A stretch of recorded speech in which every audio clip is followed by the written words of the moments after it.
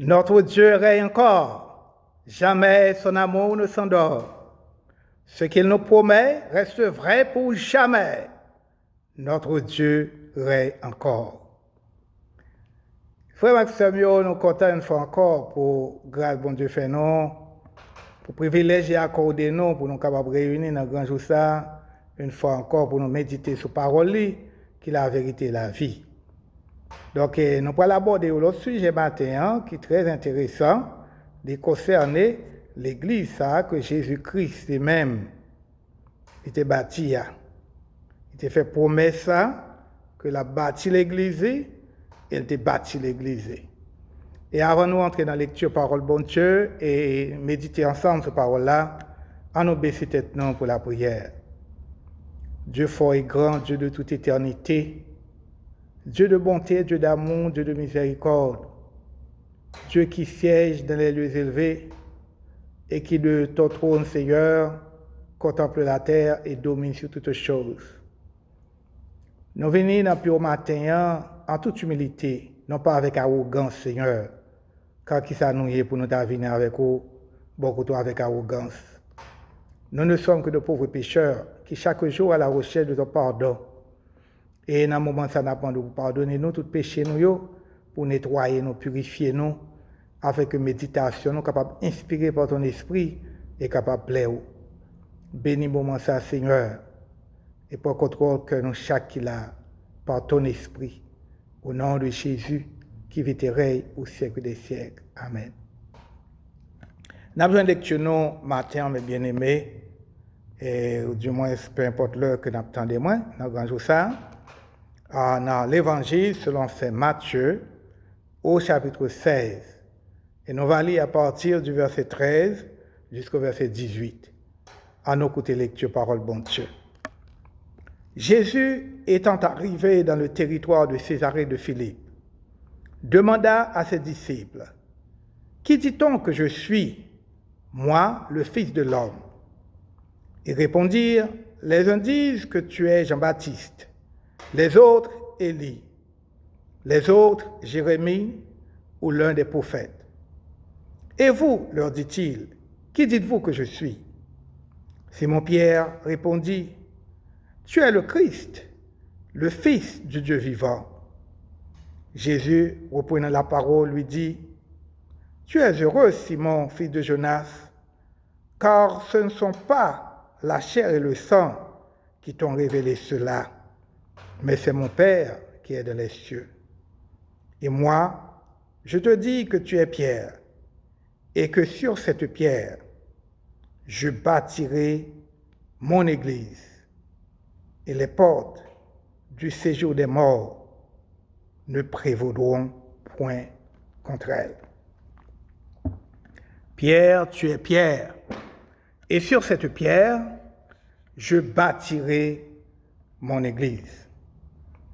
Mais bien aimé, dans l'étude que nous avons faite semaine dernière, nous avons parlé de rencontres que Jésus-Christ a gagnées avec la femme cananite dans la région de Tyr et de Sidon. Après que Jésus-Christ ait fini de quitter la région ça, et elle t'a pris chemin pour aller en Galilée, Jésus était toujours sur le territoire gentil. Et là, tu as un pile monde qui t'a mené côté lui pour être capable de guérir, pour être capable d'exercer ministère de compassion envers eux. Et nous, même gens, préalablement, lorsque Jésus-Christ a rencontré foule monde qui était suivre lui, qui t'a penché derrière lui après que il était fait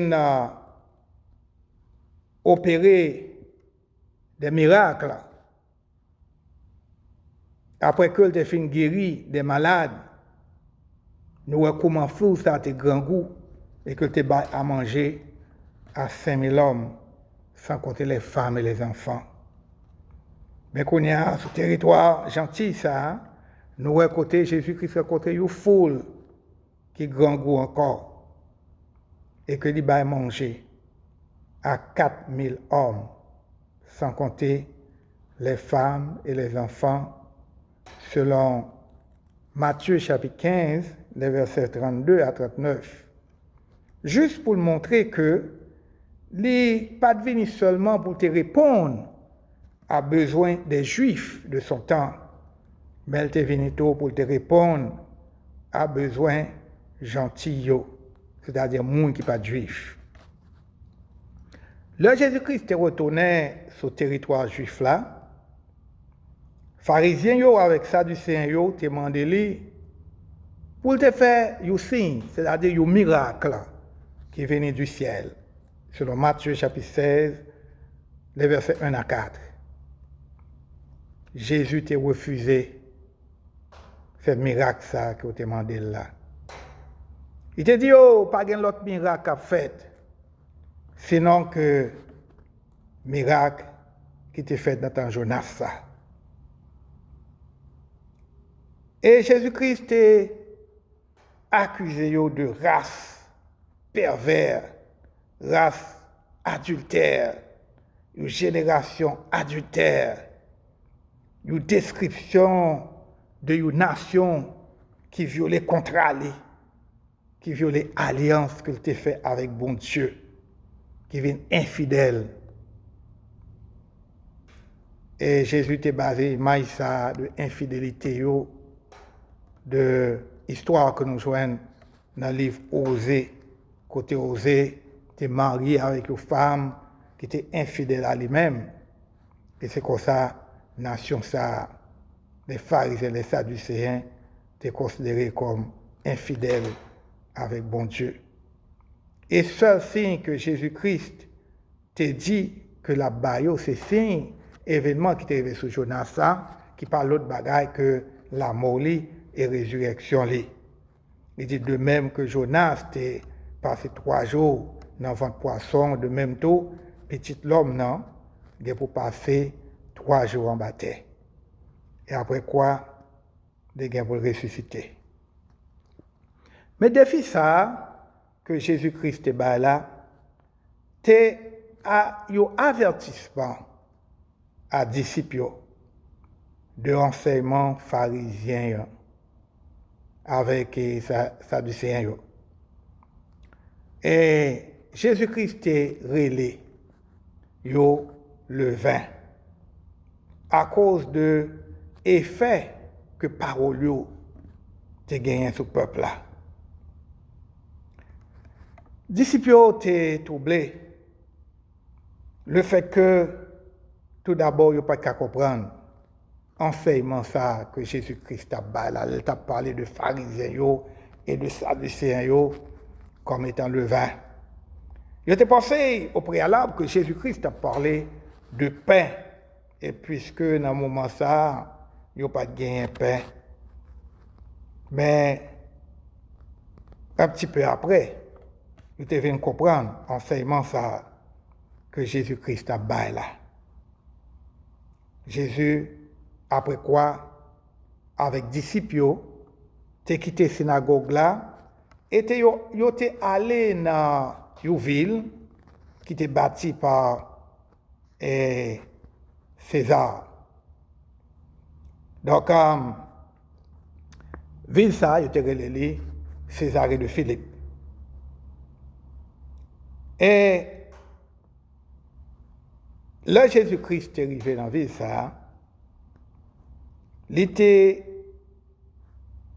rencontré des mondes, certes,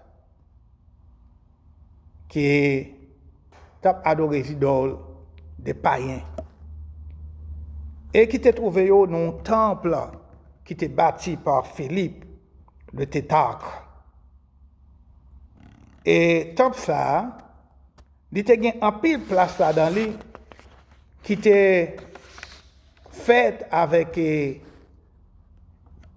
roches dans le mur et roches ça yo te gen place qui était réservée où tu as parlé de ou série d'architecture, ou série de choses cultées, n'est-ce pas, qui étaient réservées pour les faux dieux, pour statues faux dieux. Jésus, avec disciples, a quitté la région ça, et il a trouvé en présence de situations ça, de faux dieux ça. Mais dans le temps, faux dieux ça, Jésus-Christ a besoin de connaître, est-ce que les disciples connaissent qui est monde que lié? Lui, le vrai Dieu. Lui, l'incarnation de Dieu. Et dans un moment ça, nous voyons que Jésus-Christ t'a posé deux questions fondamentales. Première question, il dit, et qui est-ce qui dit que mieux? Certes, les disciples étaient habitués avec la population, n'est-ce pas, surtout les juifs, et ils entendaient les juifs parler de Jésus. Et Jésus voulait connaître qui ça, monde a dit de lui. Qui est-ce qui dit que mieux? Il y a quelques disciples qui disent que, ouais, certainement, nous entendons parler de, il y a quelqu'un qui dit que, ou c'est Jean-Baptiste. Il y a l'autre qui dit que, ou c'est Élie. Il y a l'autre qui dit tout que, ou c'est Jérémie, ou bien il y a un prophète. Mais pour qui ça a attribué qualificatif ça à Jésus-Christ, ou bien comparer Jésus-Christ avec le monde que nous société a. Il y a plein de monde qui pense que Jean-Baptiste a retourné de la mort, c'est-à-dire que Jean-Baptiste a ressuscité. Et on pense que Jésus-Christ c'est Jean-Baptiste qui est ressuscité. Il y a qui pensent tout que Jésus-Christ, c'était là qu'on a décrit comme signe avant-coureur, c'est là qui était dû venir avant Élie, le prophète. Et il y a l'autre qui pensait que Jésus-Christ c'était le prophète, même avec Jérémie, il était un prophète de tonnerre, prophète qui a dit vérité avec fougue. Je pense que Jésus-Christ, c'est Jérémie qui était retourné. Mais maintenant, Jésus-Christ est en deux disciples. Mais est-ce que réponse que tu as à Jésus-Christ a été satisfaite? Oui et non. Ok, Jésus t'étendait. Mais maintenant, ça plus important pour Jésus-Christ, et ça conduit nous à la deuxième question que Jésus-Christ a posée à ses disciples. Il dit, et nous-mêmes, qui est-ce nous dit que mieux? Qui est-ce nous dit que mieux? Et Pierre nous a été répondre au profit des autres disciples. C'est-à-dire, réponse que tu as là, il n'est pas de seulement pour lui-même, il est pour tous les disciples qui sont là. Il dit que tu es le Christ, le Fils du Dieu vivant. Quelle belle réponse que Pierre est capable de donner à Jésus-Christ. Tu es le Christ, le Fils du Dieu vivant. Le Christ. Le Christ est dans le langage grec là, sous traduit dans le langage hébraïque là, du grec à l'hébreu, il veut dire Messie. Il veut dire loin de Dieu, le monde qui est loin avec l'huile. Et depuis l'Ancien Testament, roi qui était devenu de David là, il était de relayer petit bon Dieu, selon Somme chapitre 2, selon Somme 2 et 2 Samuel chapitre 7, verset 7. Il est probable, mais bien aimé, que c'est l'idée ça qui était dans la tête de Pierre. Le fils de David, loin de Dieu, le descendant de David, il est probable que c'est l'idée ça qui était dans la tête de Pierre, qui fait que Pierre a déclaré que Jésus-Christ est le Christ. Il était convaincu que Jésus-Christ est le Messie promis par Dieu, le roi qui doit venir et miraculeusement pour guérir les malades et pour chasser tout oppresseur dans la ville côté Jésus-Christ a vivre et côté yo même juif yo a vivre. Jésus certainement t'a complimenté travail ça que papa t'a fait dans la vie Pierre. Il t'a dit, tu es béni, Simon, fils de Jonas, car ce ne sont pas la chair et le sang qui t'ont révélé cela, mais mon Père qui est dans les cieux.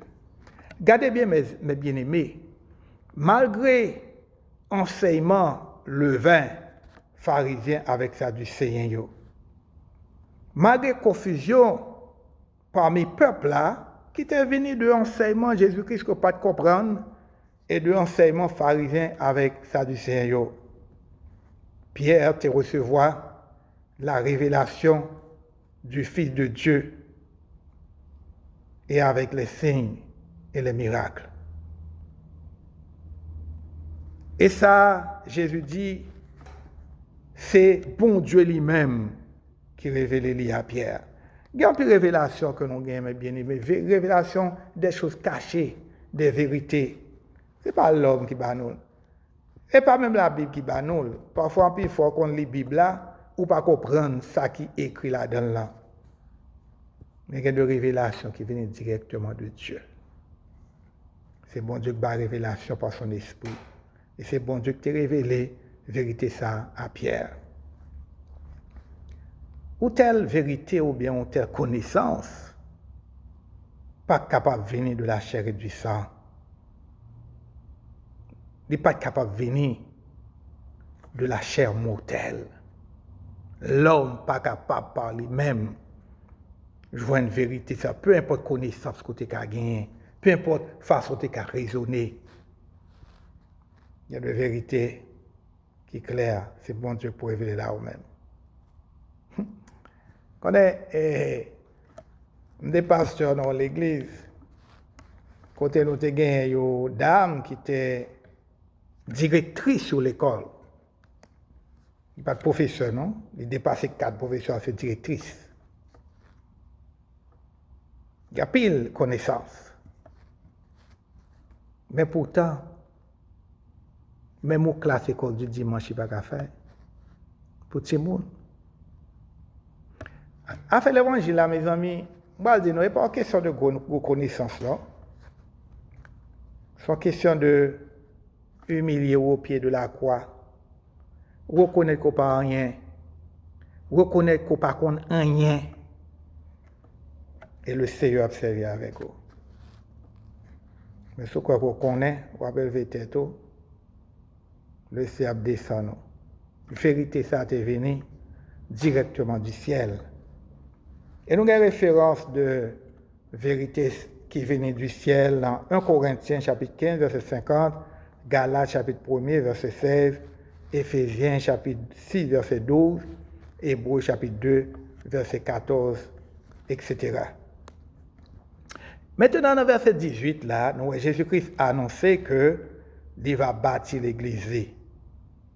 Jésus-Christ déclarait, et moi dit au Pierre, où c'est roche ça. Et ce roche ça, m'a bâti l'église. Ouais. Et les portes du séjour des morts ne prévaudront point contre elle. Regardez bien, Jésus dit à Pierre, attendez bien, Pierre, où c'est roche la fondation. Et ce roche ça, sous fondation ça, sous déclaration ça, sur cette foi, je bâtirai mon église. Et les portes du séjour des morts ne prévaudront point contre elle. Jésus-Christ, c'est cela qui bâtit l'église là. Et apôtres eux-mêmes, de ces fondations, l'église là. Pierre, certes, est premier. Mon on t'a dit qui t'est fait une telle déclaration profonde ou bien une telle confession profonde. Et comme ça, nous voyons que Pierre devient leader principal de l'Église primitive. D'ailleurs, le jour de la Pentecôte, que l'Église était bâtie, nous voyons que c'est Pierre qui était à la une. Mais est-ce que ça veut dire que y a une autorité spéciale qui était à Pierre? Nous avec quoi? Pierre a la même autorité avec l'autre apôtre. D'ailleurs, cela se comprend. Si Pierre a plus d'autorité passée l'autre apôtre, si Pierre était sous tête, apôtre n'a pas de pouvoir pour reprimander Pierre. Et là, nous allons comme référence dans Galates, dans Actes des Apôtres, chapitre 11, verset 1 à 18, et Galates, chapitre 2, verset 11 à 14. Là, côté Pierre était reprimandé. Pierre était simplement le premier parmi tous ceux qui étaient pour travailler ensemble avec eux, qui étaient pour travailler dans le royaume, non? Et Pierre était égal avec eux. Si réellement tu as gagné une succession, c'est-à-dire si Pierre te recevoir un pouvoir spécial et qu'on a Pierre te passé pour voir ça, bah l'autre, etc. Nous voyons que les gens qui ont un pouvoir après Pierre là, ils ont une autorité sur l'autre disciple, sur l'autre apôtre. Mais ça n'est pas réel. Et ça, c'est pas cas. Pierre a la même autorité avec l'autre disciple, l'autre apôtre. Christ va bâtir l'église. L'église, ça, comme en pile là nous connaissons déjà, il y aurait le corps des croyants, la congrégation chrétienne de peuple bon Dieu qui est racheté par Jésus-Christ. L'Église connaît comme l'assemblée des peuples du Messie. Le peuple de l'assemblée de Dieu. Mais là, nous parlons de peuple de l'assemblée de Dieu. Songez bien que Israël était considéré tout comme peuple bon Dieu. Mais nous parlé de l'autre peuple, nous parlé de l'autre alliance, nous parlé de l'autre rapport, de l'autre relation, bien aimé. Il y a un rapport qui est différent du rapport qui était existé dans l'Ancien Testament. Dans l'Ancien Testament, nous avons et congrégation, peuple là, pas de connaître aucun bagaille que l'accomplissement de la promesse. Mais est-ce que vous avez qu'une promesse ça? Une vraie promesse avec qu'un en Jésus-Christ.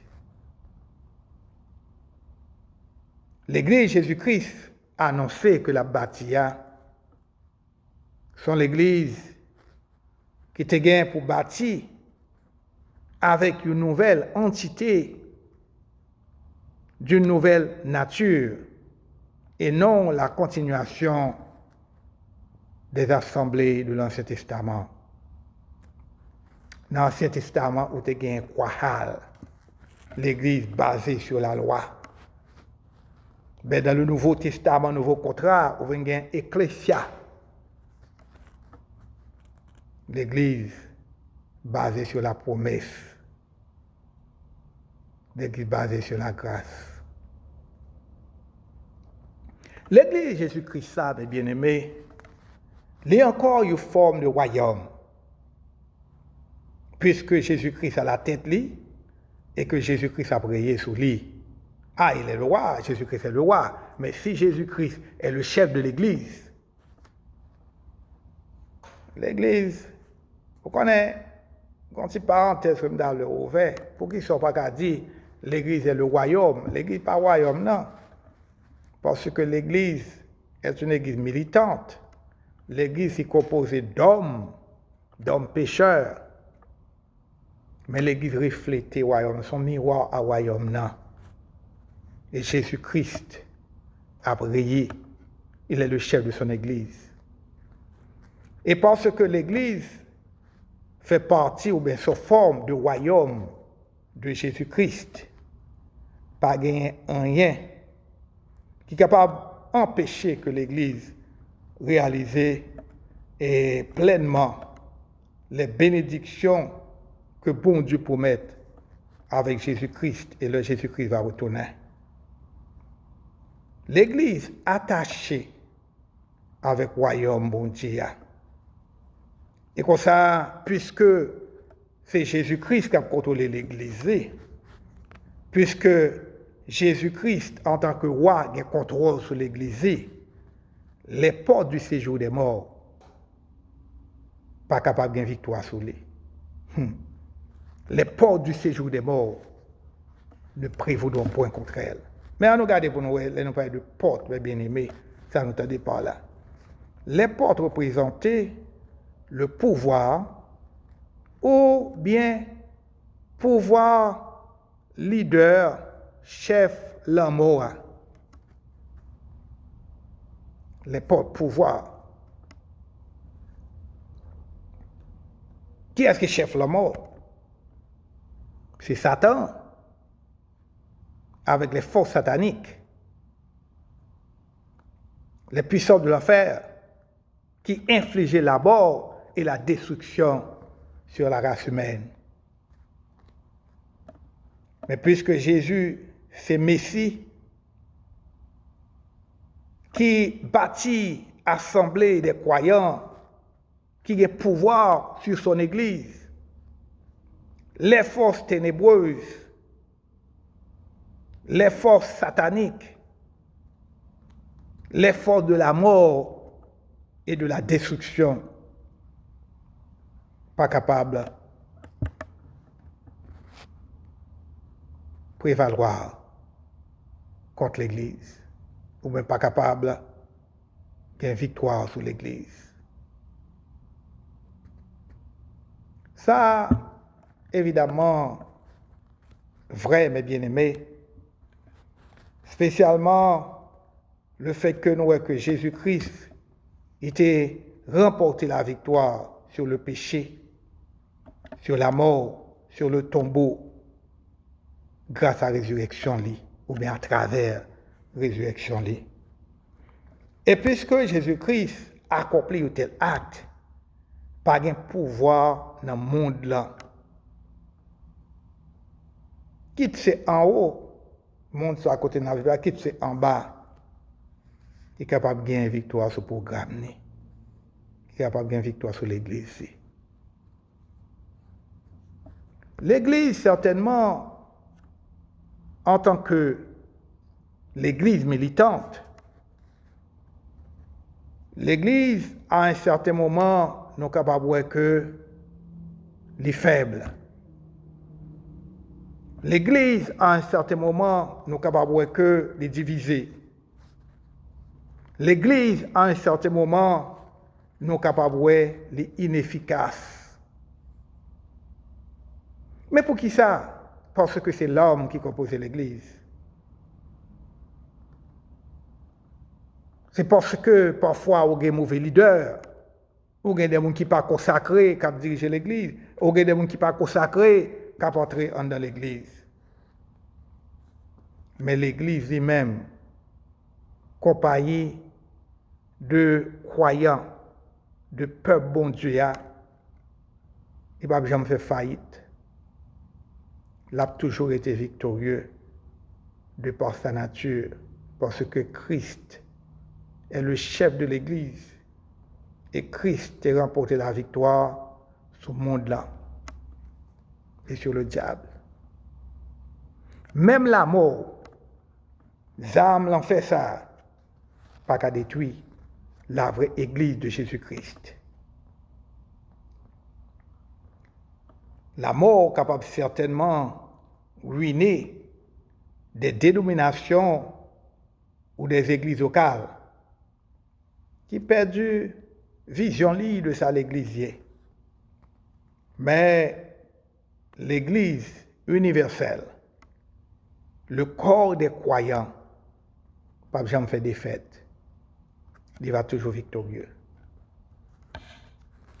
Dans l'Ancien Testament, nous voyons que il y a un passage qui est parallèle à Matthieu 16, que nous jouons dans Ésaïe chapitre 51. Et le prophète l'a écrit, « Portez les regards sur le rocher d'où vous avez été taillés. Portez les regards sur Abraham, votre père, et sur Sarah, qui vous a enfanté. » Dans le passage ça, mes bien-aimés, le Seigneur a rappelé Israël de l'héritage de l'alliance d'Abraham. Héritage que vous bénéficiez de l'alliance que bon Dieu t'a fait avec Abraham. Et bon Dieu t'a commencé avec Abraham et avec Sarah, et à partir de eux-mêmes, bon Dieu t'a bâti une nation corrélée le peuple de Dieu. Ce sont des promesses que bon Dieu t'a fait avec Abraham. L'intérêt d'Abraham dit que aller dans le lieu ça côté me là Abraham par la foi t'es allé et bon Dieu t'a dit m'a fait de même une grande nation, m'a béni la nation Israël. Maintenant mes bien-aimés, et dans un modèle parallèle nous voyons que Seigneur nous en Jésus-Christ, il a commencé avec Pierre et avec l'autre apôtre pour bâtir l'église. Un nouveau programme de la nouvelle alliance. Ça n'entendez pas là. Bon Dieu a bâti la nation juive à partir de l'alliance que tu as fait avec Abraham. Mais maintenant, Jésus-Christ, c'est même les bâti nation chrétienne, non, mais il bâti l'église avec les apôtres. Et l'église a bâti sur une nouvelle alliance, l'alliance de la grâce. Songez bien aimé que Pierre déclarait foi dans le Messie, tu es le Christ, le Fils de Dieu. Jésus-Christ déclarait qu'il va bâtir l'église à partir de cette fondation, à partir de cette croyance, à partir de cette déclaration sur les apôtres. Jésus-Christ a apôtres et à tous les disciples le privilège pour capable proclamer l'évangile au monde. Et par cette proclamation, pour capable marrer et pour capable laguer ça qui déjà marré et lagué dans le ciel là.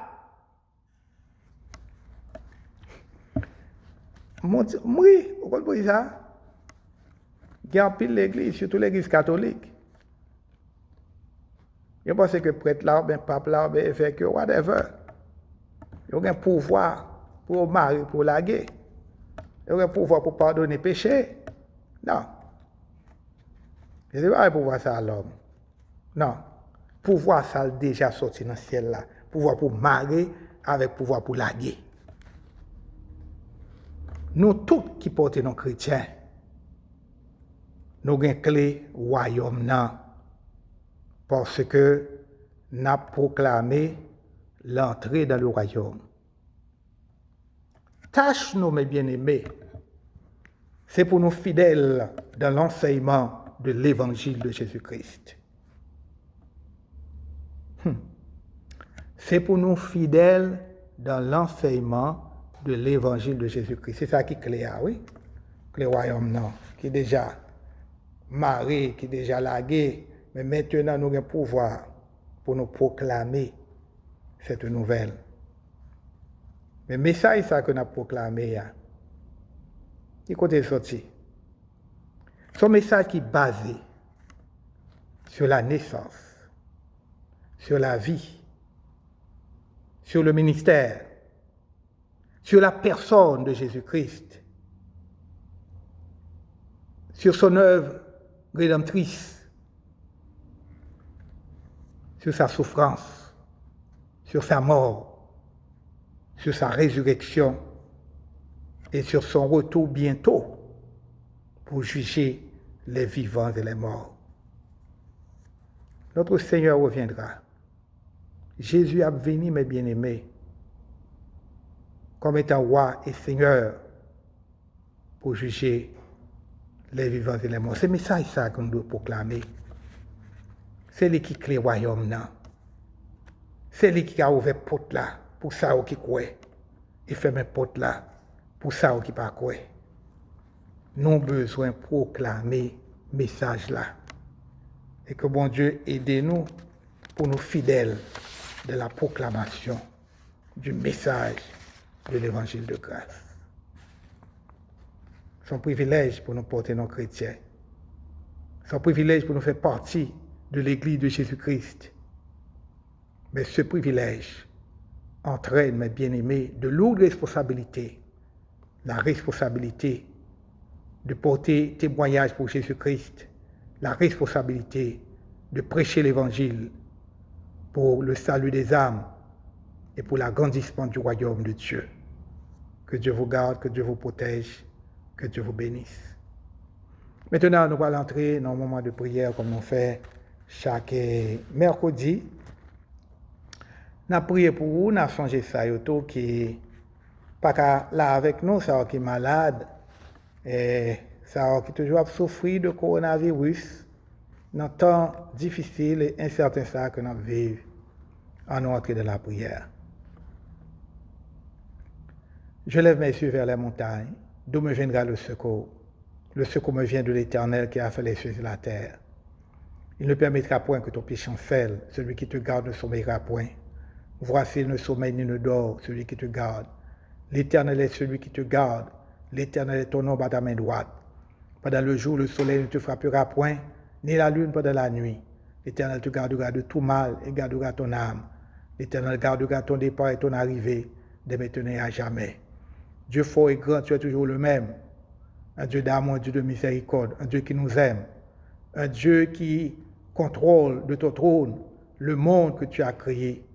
Jette ton regard paternel sur ce monde où nous vivons, un monde en péril, un monde, Seigneur, côté virus, ça fait rage. Au monde, Seigneur, côté guerre en pile qui est déjà tombé. Chaque jour, c'est plus qu'à tomber. Seigneur, pitié, pitié, pitié. C'est pas grand pour nous donner, cher papa. En tout cas, nous connaissons que tout ça fait bon. Tout ça fait bon, Seigneur. Nous ne doit pas comprendre.